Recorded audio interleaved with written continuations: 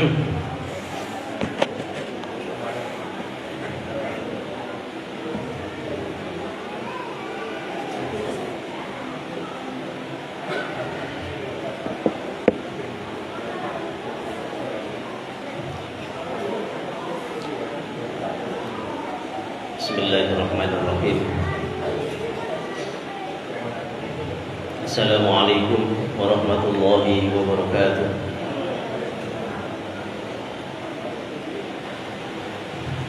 Innal hamdalillah nahmaduhu wa nasta'inuhu wa nastaghfiruh wa na'udzu billahi min shururi anfusina wa min sayyiati a'malina. May yahdihillahu fala mudilla lahu wa may yudlil fala hadiya lahu. Asyhadu an la ilaha illallah wahdahu la syarika lahu wa asyhadu anna Muhammadan abduhu wa rasuluhu la nabiyya wa la rasula ba'dah. Rabbi shrah li sadri wa yassir li amri wahlul 'uqdatam min lisani yafqahu qawli. Allahumma la sahla illa ma ja'altahu sahlan wa anta tas'alul hazna idza syi'ta sahlan. Pertama dan paling utama tentunya kita bersyukur kepada Allah Subhanahu wa taala hingga pada malam hari ini Allah Subhanahu wa taala karuniakan banyak rahmatnya kepada kita.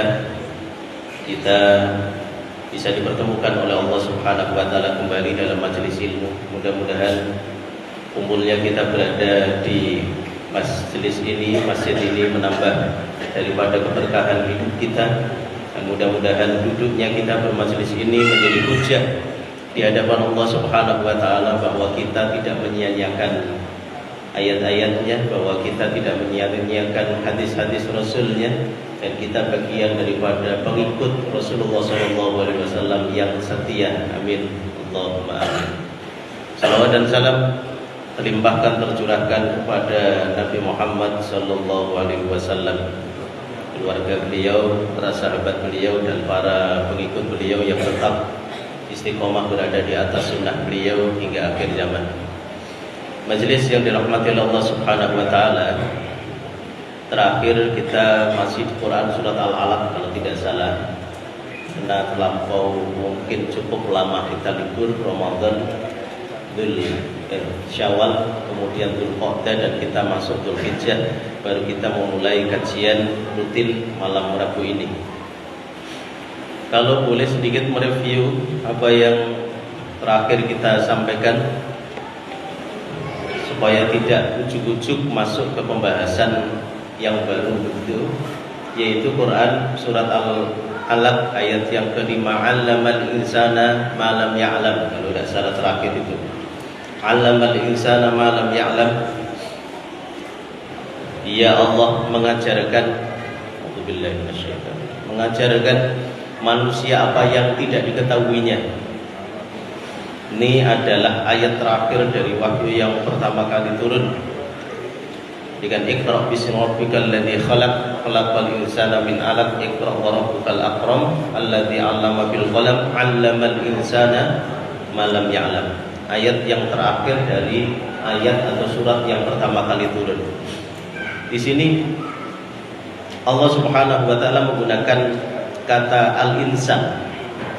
Ada yang mengatakan bahwa yang dimaksud dengan al-insan di sini adalah Adam alaihissalam. Jadi Allah Subhanahu wa taala mengajarkan Adam alaihissalam apa yang tidak dia ketahuinya. Wa 'allama Adam al-asma'a kullaha tsumma 'aradahum 'alal malaikati faqala anbi'uni bi asma'i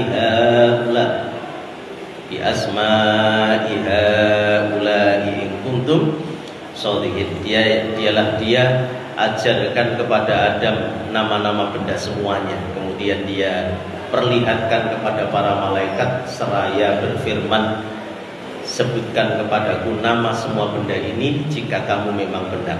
Dia mengatakan di sini adalah Adam alaihissalam. Dia mengatakan bahwa yang dimaksud di sini al-insan di dalam Quran surah Al-Alaq ayat yang kelima, 'allamal insana ma lam ya'lam. Di sini itu adalah Nabi Muhammad sallallahu alaihi wasallam. Nabi Muhammad sallallahu alaihi wasallam sendiri Wa anzalallahu 'alaikal kitaba wal hikmah wa 'allamaka ma lam takun ta'lam. Allah Subhanahu wa taala berfirman di dalam Quran surat An-Nisa ayat yang ke-113. Di sana, dan juga karena Allah telah menurunkan kitab Al-Quran dan hikmah yaitu sunnah kepadamu wahai Muhammad, dan telah mengajarkan kepadamu apa yang belum engkau ketahui. Di situ dikatakan begitu. Ini adalah pendapat yang kedua. Ada yang mengatakan al-insan yang dimaksud di sini adalah manusia secara umum. Wa 'allamal insana ma lam ya'lam, di sini adalah manusia secara keseluruhan. Tidak terbatas pada Adam alaihissalam, tidak hanya Nabi Muhammad sallallahu alaihi wasallam. Allah Subhanahu wa taala mengajarkan manusia secara umum ilmu yang ia tidak ketahui. Kita ketahui bersama bahwa wallahu akhrajakum min butuni ummahatikum la ta'lamuna syai'a. Dialah Allah yang mengeluarkan kamu dari perut ibumu, la ta'lamuna syai'a. Kamu tidak ngerti apa-apa, Kemudian Allah Subhanahu wa taala memberikan potensi yang sangat berharga bagi setiap manusia yang keluar dari perut ibunya. Wa ja'ala lakum sam'a, kemudian Allah jadikan kamu pendengaran, wal absara, dan penglihatan, wal afidah, dan hati nurani, la'allakum tashkurun, agar engkau mau bersyukur, Jadi al-insan di sini adalah manusia secara umum. Allah lah yang memberikan pendengaran kepada kita, Allah lah yang memberikan penglihatan kepada kita, Allah lah yang memberikan hati kepada kita semuanya. Sebelum kita lahir tentunya, dan lahir pun kita tidak mengetahui apa-apa, tidak diberi ilmu sedikit pun. Ya naluri mungkin dia kalau nangis dan ibu memiliki bahasa ibu tersendiri, anaknya nangis begini, oh berarti minta disusui dan seterusnya. Tapi ilmu-ilmu untuk nanti kemaslahatan hidup syariat begitu tidak. Ya, kalau lahir dalam keadaan bicara itu 1, 2, 3 yang Allah Subhanahu wa taala mukjizatkan kepada manusia. Tidak semuanya, itu pun karena mukjizat dari Allah Subhanahu wa taala. Jadi dari sinilah Allah Subhanahu wa taala, kata ulama, mengatakan bahwa pendengaran, penglihatan, dan hati merupakan pintu masuknya ilmu. Pergunakan pendengaran, pergunakan mata kita, pergunakan hati kita dalam rangka untuk mempelajari ilmu-ilmu Allah Subhanahu wa taala yang ada di muka bumi ini. Mata kita melihat sesuatu, lautan yang sangat luas sekali, ya Allah, kita tidak tahu apa isi lautan tersebut, dalamnya bagaimana, luar biasanya apa yang ada di dalamnya, dan seterusnya. Ini merupakan kekuasaan yang Allah Subhanahu wa taala berikan, yang perlihatkan kepada manusia. Ya, jadi potensi dasar dan setiap penuntut ilmu harus memiliki 3 ini. Ketika 3 potensi ini dilaksanakan, dimanfaatkan dengan cara yang benar, maka dia akan mendapatkan ilmu yang bermanfaat. Pendengarannya dipergunakan semaksimal mungkin untuk sebuah ilmu yang benar. Penglihatannya juga begitu. Kemudian hatinya dipakai untuk memikirkan hal-hal yang bermanfaat dan bermaslahat bagi dirinya, baik kehidupan dunia, terutama lagi kehidupan akhiratnya kelak. Makanya orang yang beribadah dan orang yang tidak beribadah tentunya berbeda. Orang yang beribadah dengan ilmu dan orang yang beribadah tidak menggunakan ilmu itu juga berbeda. Nilainya berbeda jauh ketika dia takbiratul ihram tahu ilmunya, dengan orang yang takbiratul ihram tidak memiliki ilmunya, hanya ngikut saja. Orang yang membaca Al-Fatihah dia tahu ilmunya, dengan orang yang membaca Al-Fatihah akan tetapi tidak tahu ilmunya, itu akan nilainya berbeda di sisi Allah Subhanahu wa taala. Sujud subhanakallahumma rabbana wa bihamdika Allahumma ighfirli, dia mengetahui isi dan maknanya sehingga hatinya ada goncangan deg di dalam dadanya dengan orang yang hanya melafazkan subhanakallahumma rabbana wa bihamdika wa maghfirli tanpa ada perasaan satu kepekaan di dalam sujudnya, itu sangat berbeda. At-tahiyatulillahi wassalatu wattayyiba assalamu alayka ayyuhan nabiyyu dan seterusnya, itu akan berbeda dengan orang yang hanya membaca saja. Allahumma sholli ala Muhammad wa ala ali Muhammad kama shallaita ala Ibrahim. Orang yang bersolawat di dalam solatnya, dia mengilmui tentang solawat itu, dengan orang yang tidak mengilmui terhadap solawat tersebut, akan nilainya akan berbeda. Akan berbeda. Yang mengatakan siapa? Allah subhanahu wa ta'ala. Qul hal yastawi alladzina ya'lamuna walladzina la ya'lamun. Quran surat Az-Zumar ayat yang ke-9. Apakah sama orang yang mengetahui dengan orang yang tidak mengetahui? Innama yatadzakkaru ulul albab. Sebenarnya hanya orang yang berakal sehat yang dapat menerima pelajaran. Salatnya bernilai di hadapan Allah subhanahu wa ta'ala, sehingga salatnya kualitasnya sampai pada tanha anil fahsyai wal munkar. Dia tahu fahsya itu bagaimana, dia tahu kemungkaran bagaimana. Itu hasil daripada sholat. Kelihatannya peng-pengan dalam beribadah kepada Allah, sholatnya luar biasa, tapi dia tidak bisa menghindari daripada fahsya wal munkar.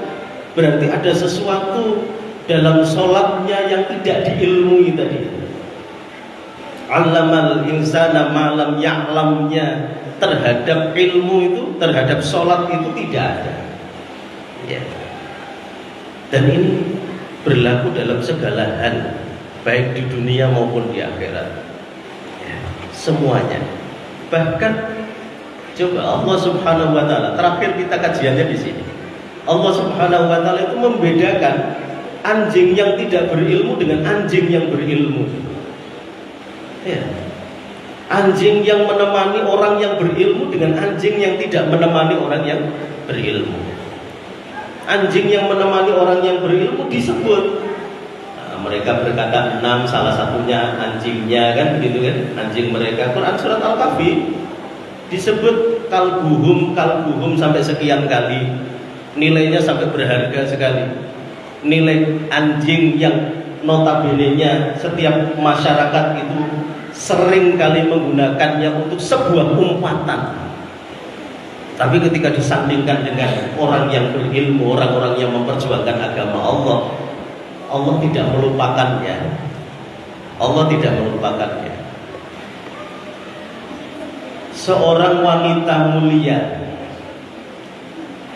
yang ketika Rasulullah SAW berada di Gua Tur, taruhannya nyawa, jarak dari Makkah cukup jauh, harus membawa bekal makanan. Ada yang mengatakan beliau dalam kondisi hamil. Kita tahu Gua Tur di atas bukit yang tinggi, kemudian terjal, tajam-tajam batu-batunya.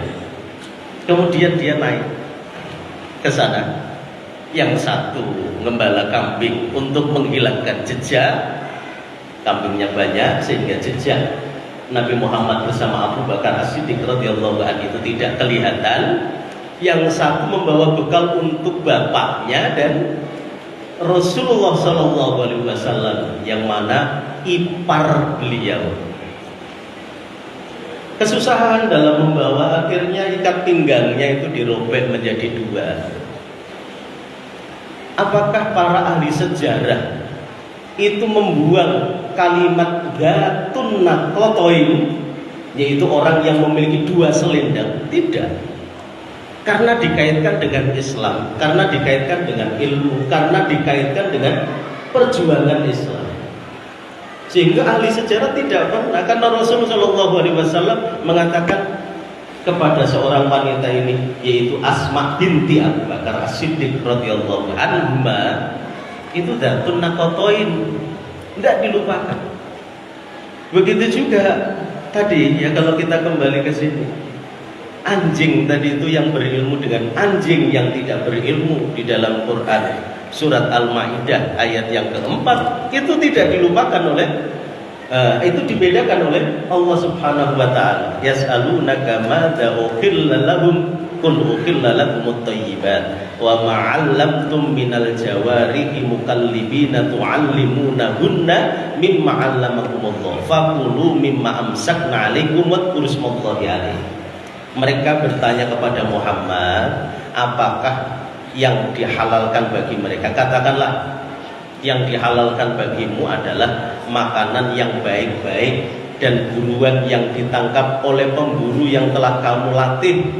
Pemburu yang kamu latih untuk berburu, yang kamu latih menurut apa yang telah diajarkan oleh Allah kepadamu, maka makanlah apa yang ditangkapnya untukmu dan sebutlah nama Allah waktu melepasnya. Di situ Allah Subhanahu wa taala menyebut mukallibin. Kalbun itu kan anjing. Maksudnya hewan buruan tadi itu yang dimaksud adalah anjing. Anjing yang sudah dilatih, kemudian ketika berburu dilepas, ketika melepas menggunakan bismillahirrahmanirrahim, kemudian dilepas, nerekam, kemudian ketika nerekam dibawa ke tuannya, kemudian tuannya bisa makan. Beda ketika anjing dilepas, dia tidak ngerti apa-apa, terekam sebelum dikasihkan tuannya, itu nanti dicicipi oleh anjingnya sedikit. Haram hukumnya, berarti dia bukan anjing soid, bukan anjing buruan. Wah, nilainya ilmu itu begitu. Itu kan yang dibolehkan kan dua saja, memelihara anjing-anjing soid sama anjing haris, yaitu anjing buruan sama anjing jaga. Tapi jaga tentunya jauh dari rumah kita ya, jangan agak susah kalau di daerah begini ya kan, agak jauh, tetangganya berhimpitan, akan agak susah lah intinya begitu. Yang jelas diajarkan di sana, diajarkan anjing tersebut memiliki nilai ketika ada ilmu di dalamnya. Ya, sesuatu yang disandingkan, sesuatu yang disandarkan, sesuatu yang selaras, sesuatu yang berbarengan dengan ilmu, maka akan nilainya akan tinggi di hadapan Allah Subhanahu wa taala. Apapun itu. Ya. Sesuatu yang kita pijak akan bernilai di sisi Allah Subhanahu wa taala dan akan menjadi hujah di hadapan Allah Subhanahu wa taala ketika kita berpijak di satu tempat itu menggunakan ilmu yang benar. Idza zulzilatil ardu zilzalaha wa akhrajatil ardu athqalaha wa qala al insanu ma laha yawma idzin tuhaddisu akhbaraha. Pada saat itu bumi itu akan menghabarkan, dulu aku pernah dipijak si fulan dalam keadaan beribadah kepada Allah Subhanahu wa taala. Aku ini ya Allah pernah dipijak oleh si fulan, rodaku ini,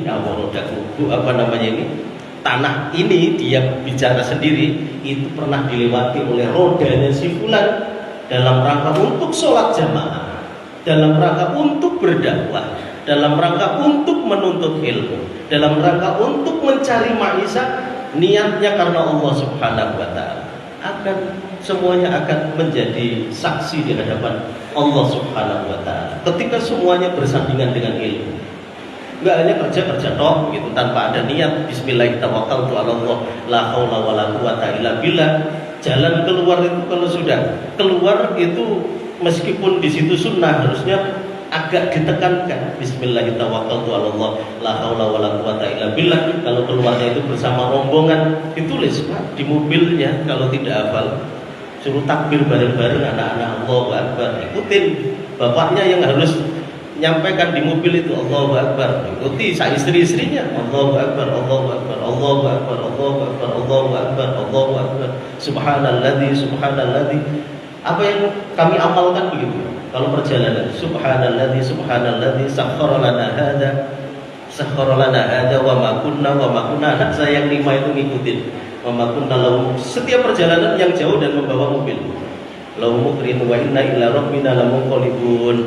Ya Allah, bahasa Indonesia katakanlah, ya Allah berilah keselamatan keberkahan dalam perjalananku ini, ya Allah jauhkan dari mara bahaya, amin amin Allahumma amin. Tutup takbir 3 kali. disandingkan dengan ilmu di dalamnya. Ya. Kalla innal insana la yatgha. Sekali-kali tidak. Bisa dipahami Pak ya? Saya agak berdengung telinga sebelah kanan saya ini Pak. Jadi budek mulai dari Jumat malam sampai sekarang, jadi agak kurang konsentrasi. Mohon maaf kalau mungkin kok salah ucap mungkin gitu. Konsentrasinya pasti kurang ya. Ya mainan di air dibanting ke arah kanan, jadi masuk telinga airnya sampai sekarang masih masih budek lah intinya begitu. Mudah-mudahan bisa difahami dengan sangat baik. Kalla innal insana la yatgha. Sekali-kali tidak. Sesungguhnya manusia itu benar-benar melampaui batas. Ar-ra'a wastagna. Kenapa kok orang itu suka melampaui batas?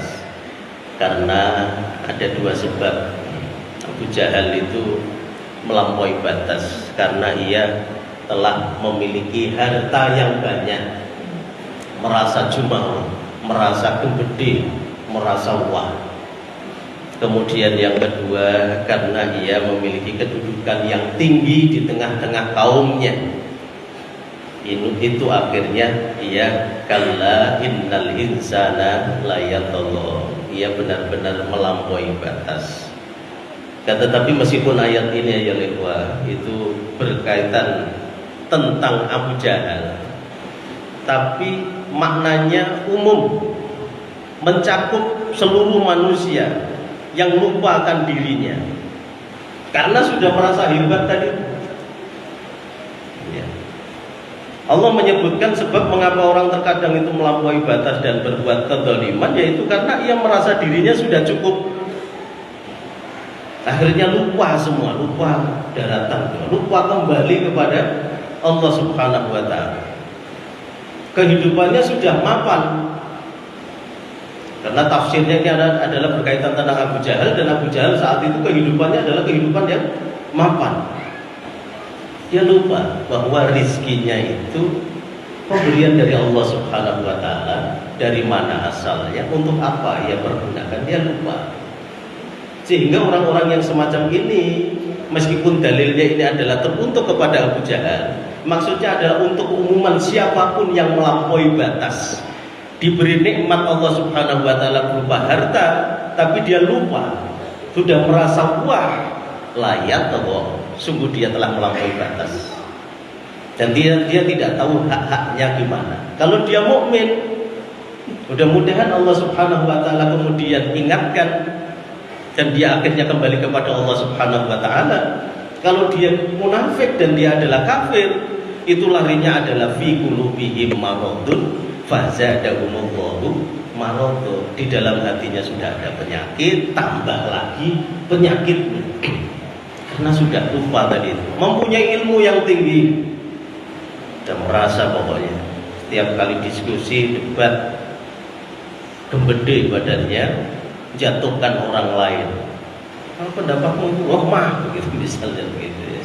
Pokoknya tidak menghargai pendapat orang lain. Merasa wah, ahli fikih, ahli nahwu, ahli sorof, ahli bahasa. Orang salah bertutur katanya menggunakan bahasa Arab, kemudian nah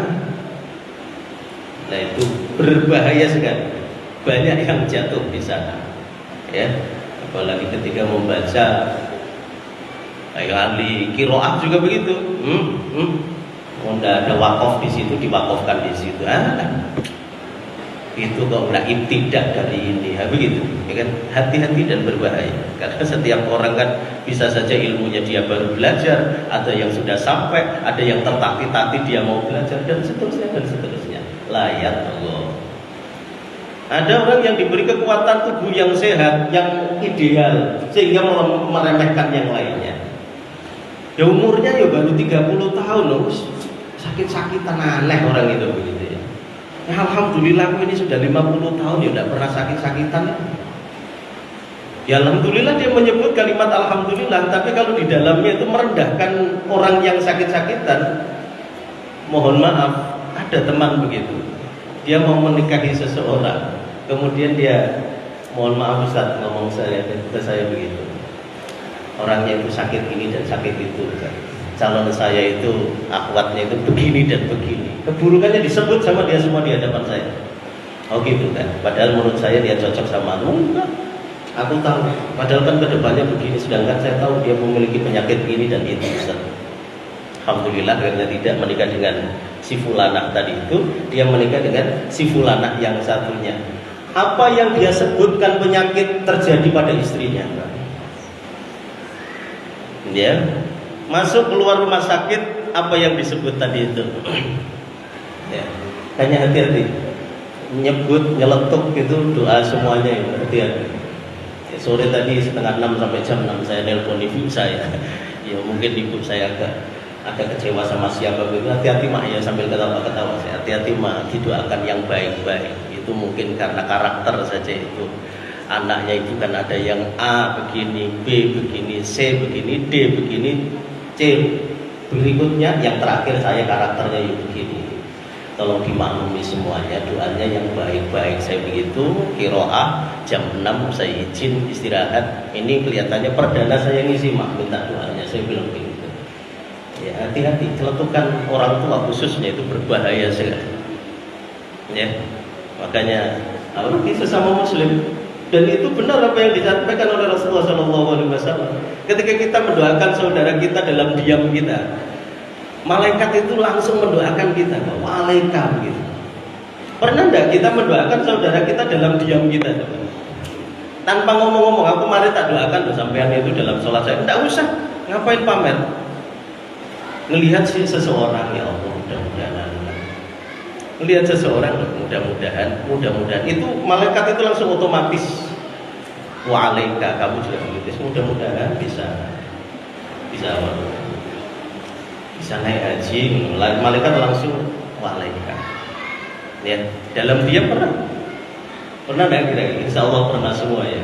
Diusahakan dalam diam kita mendoakan saudara-saudara kita semampu kita. Ya. Yang dikaruniai oleh Allah Subhanahu wa taala harus sadar bahwa semua karunia yang Allah Subhanahu wa taala berikan kepadanya itu merupakan ujian di dunia ini. Ujian ilmu, ujian harta, ujian kesehatan, semuanya. Mari kita pergunakan tawasau bil haq wa tawasau bis sabr, baik antum Bapak Ibu sekalian maupun saya.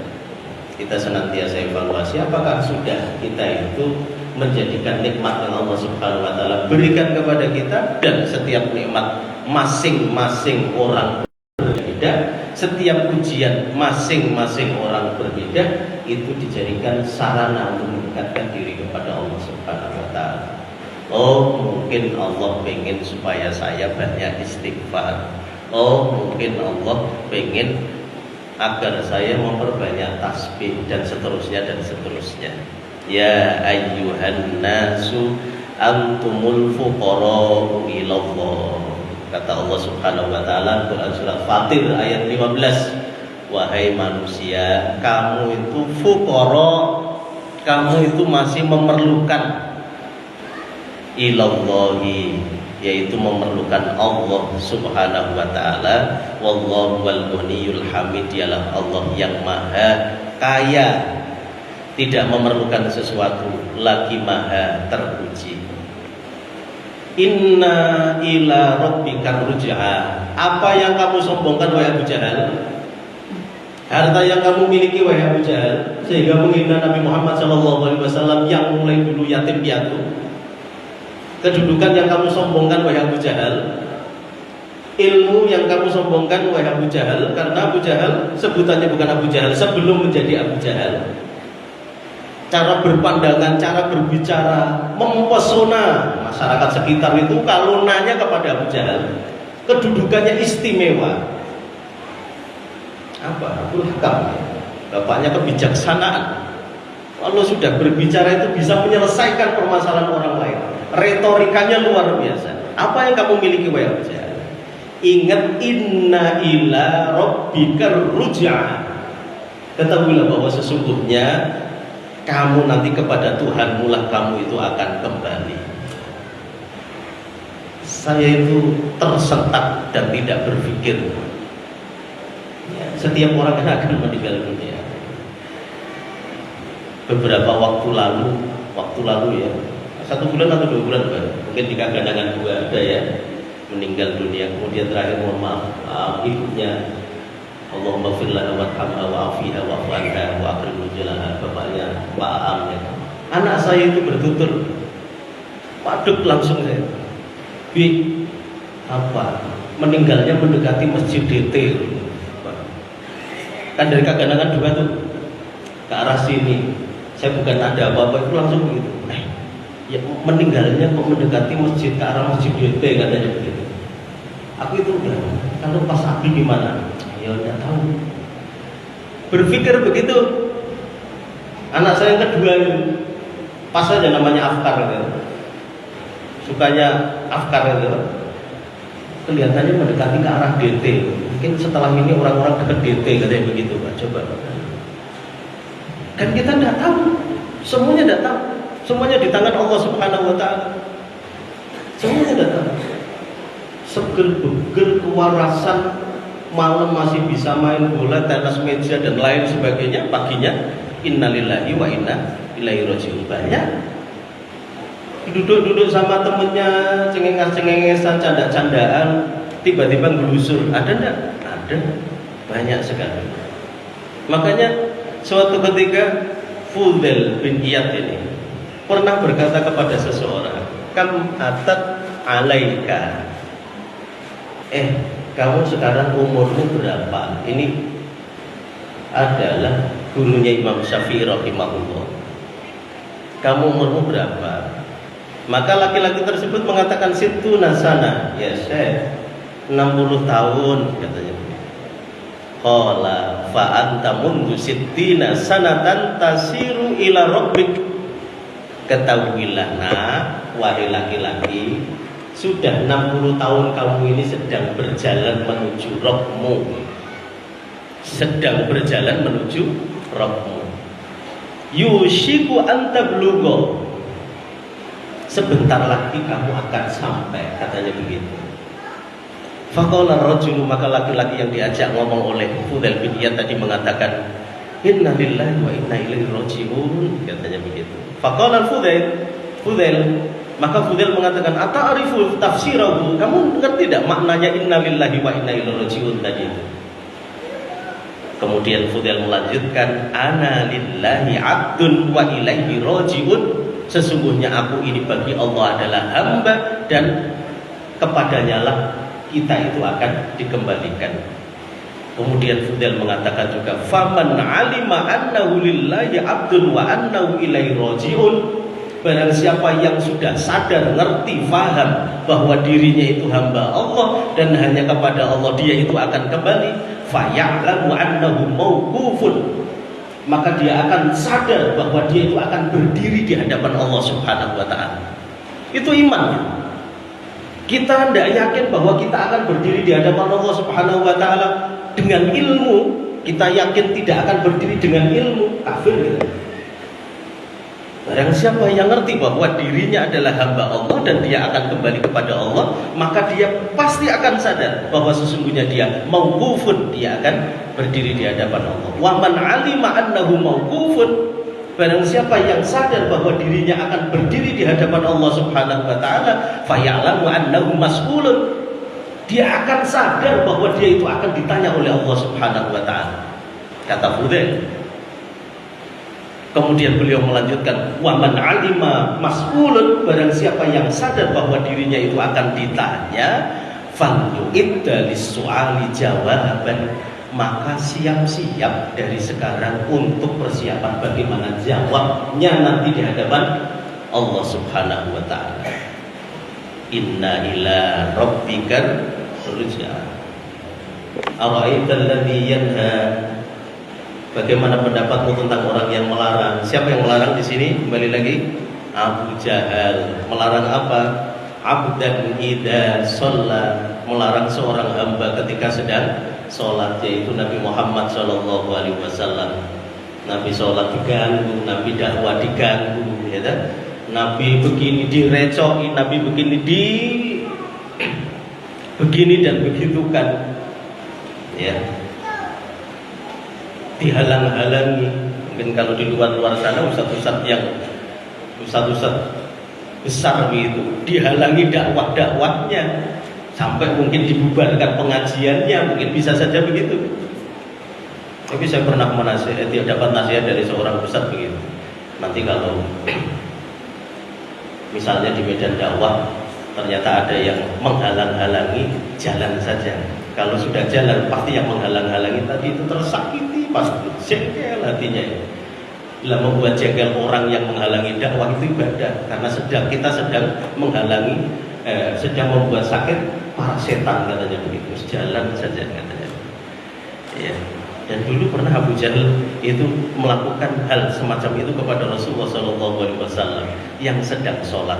Ara'aita in kana 'alal huda, bagaimana pendapatmu jika dia yang dilarang itu sholat dan berada di atas petunjuk? Dan orang yang berada di atas petunjuk, Bapak Ibu, itu mahal harganya itu. Meskipun petunjuk orang itu berbeda-beda, ada orang yang kelasnya sebagaimana Nabi,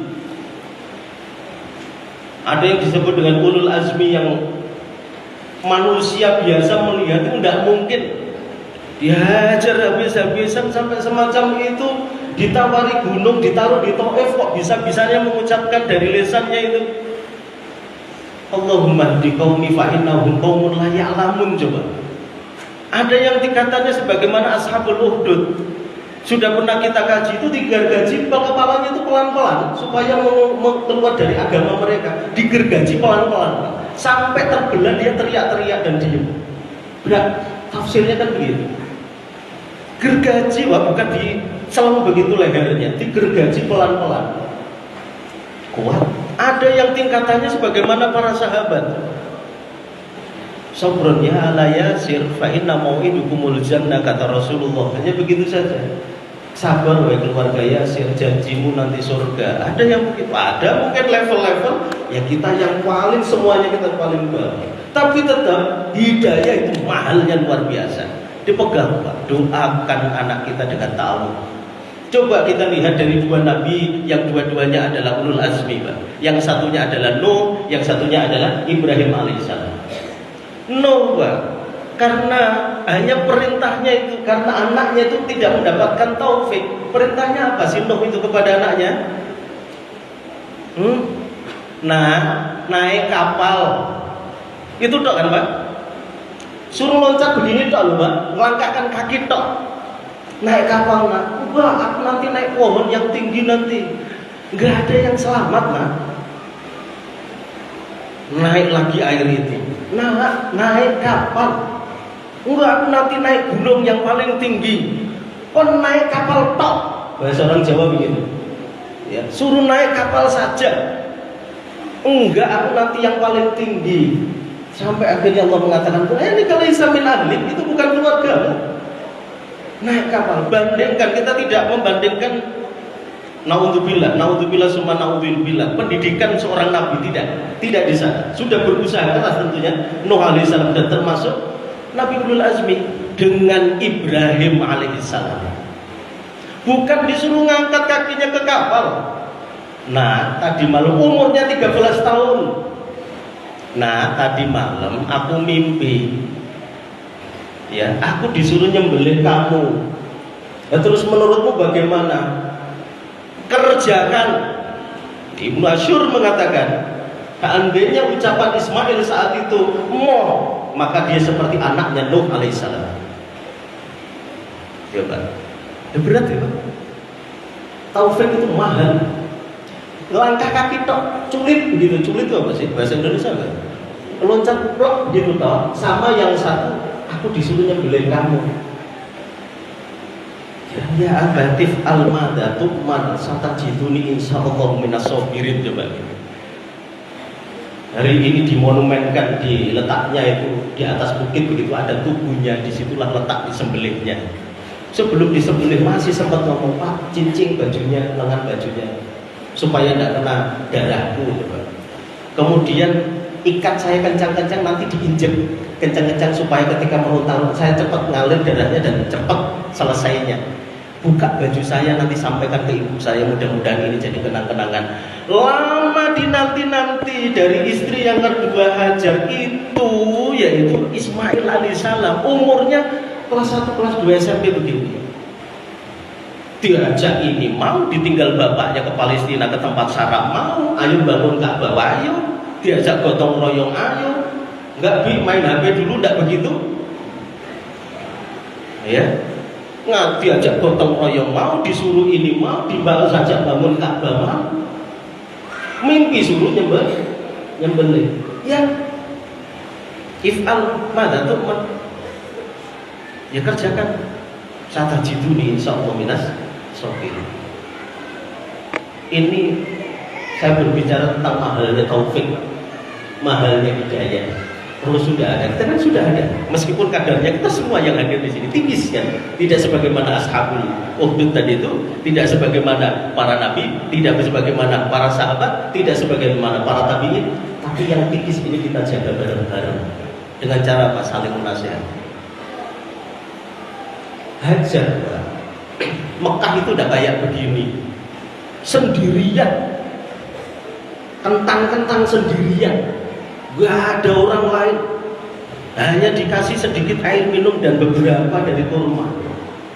Sini ya, ini perintah Allah. Langsung begitu. Meskipun sempat nanya sama suaminya, Allahu amaruka bihadza, apakah Allah yang memerintahkanmu memperlakukan aku begini? Ya, nah. Idzan lanjuti anak, kalau begitu Allah tidak menyia-nyiakan kami. Anakmu masih kecil ini, belum beli SGM dan lain sebagainya. Tidak ada pikir begitu. Ya, apakah Allah tidak menyia-nyiakan? Tidak menyia-nyiakan. Berangkat. Coba ketika tidak ada taufik di dalamnya. Perintah Nabi Lut itu apa Pak? Kepada istrinya, kepada kaumnya saat itu, jangan ada yang noleh ke belakang. Itu dong. Selain beribadah ya, jangan ada yang noleh. Udah sebelum subuh gembruduk pergi, kaumnya Nabi Lut jalan, istrinya noleh, lihat kaumnya diadab bagaimana. Iya, langsung batu itu langsung ngejar ke anak istrinya Nabi Lut, sehingga istri Nabi Lut sama Nuh disebutkan di dalam Al-Quran. Kanata tahta abdaini min ibadina solihaini. Keduanya itu di bawah naungan dua hambaku yang soleh. Fakhonatahuma, tapi dia keduanya berkhianat. Suruh sholat engko, surganya perempuan padahal jalankan sholat 5 waktu, siang Ramadan dilaksanakan, taat sama istrinya, suruh milih pintu surga dikehendaki. Kalau laki-laki jelimet, makanya bagian warisnya 2 gitu. Agak jelimet masalahnya. Taufik dan tidak dapat taufik. Malaikat, perintah Allah kepada malaikat semuanya itu apa? Kepada Adam, sujud, ngetok, ngasih penghormatan, bentuknya sujud bagaimana itu kita tidak tahu. Kalau kita melihat ayatnya ya sujud itu, para malaikat segera semua sujud di Adam fasajadu illa iblis, suruh nah gitu tok. Karena innal insana layat go, aku lebih baik daripada dia kok. Khalaqtani minan nari wa khalaqtahu min tin. Aku S2 dia baru S1 kok aku ngikutin. Aku lulusan pesantren, ini kamu lulusan apa? Pernah lah baca kitab ini sama itu. Itu enggak mungkin lah aku ngikuti sampean. Begitu kan? Nah, iblis itu kan pinternya minta ampun, makanya amanah untuk memegang dunia ini sebelum manusia ada di muka bumi ini kan ya iblis itu tadi itu. Dan hari ini masih hidup, ketemu nabi-nabi, berarti ilmunya luar biasa, lebih hebat daripada kita semuanya. Itu suruh ngasih hormat saja. Kalau taufik itu tidak ada, makanya namanya ablasa, iblis terhapus, terputus dari rahmat Allah Subhanahu wa taala. Makanya hidayah itu mahal, kita pegang seerat-eratnya. Bagaimanapun caranya, ku anfusakum wa ahlikum nar, diri kita dan keluarga kita minimal begitu dari api neraka. Mungkin itu yang dapat kami sampaikan pada kesempatan malam hari ini. Mudah-mudahan bisa dipahami. Kita amalkan bersama-sama tentunya, baik saya maupun Bapak dan Ibu sekalian. Yang mudahan kembali lagi ini menjadi kumpulnya kita menjadi hujah di hadapan Allah Subhanahu wa taala. Kita pernah bersama-sama mengkaji ilmu Allah Subhanahu wa taala. Kita pernah bersama-sama mengkaji Al-Qur'anul Karim dan hadis Rasulullah sallallahu alaihi wasallam, sehingga kita diberi kemudahan oleh Allah Subhanahu wa taala ketika dihisab oleh Allah Subhanahu wa taala. Amin Allahumma amin. Insyaallah kita akan lanjutkan pekan depan kalau tidak ada halangan, yaitu amara bit taqwa. Astaghfirullahaladzim katsiran. Billahi taufiq wal hidayah. Assalamualaikum warahmatullahi wabarakatuh.